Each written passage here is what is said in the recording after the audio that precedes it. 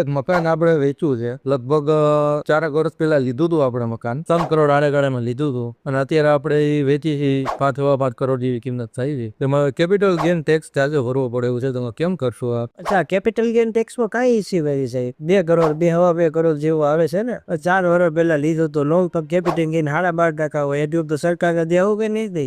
આમાં આપણો ટેક્સ બચતો બધી સરકારને દેવું પછી આપણે ઓટલા નહીં રચવી પડે. કાંઈક તો આપણે ટેક્સ બચાવવો જોઈએ ને. કાંઈ વાંધો નહીં બાપુ, સેટિંગ કરી નાખી. તમે કઈક ઓલું સ્ટાર્ટઅપ નું કહેતા હતા, સ્ટાર્ટઅપ કરી નાખવાનું છે ને. આપણે ઓલી કંપની ખોલવાની છે, એમાં એક એક્ઝમ્પશન અવેલેબલ છે, સેક્શન 54GB નું એક્ઝમ્પશન, જેમાં 2 થી 2.5 કરોડ રૂપિયા તો તમારે ધંધા માટે જોશે જ. તમે કઈક કહેતા હતા 5 કરોડનું છે, એમાં આપણે કેટલો 25% ઉપર તો સ્ટેક રાખવાના જ છે. 25% મિનિમમ છે.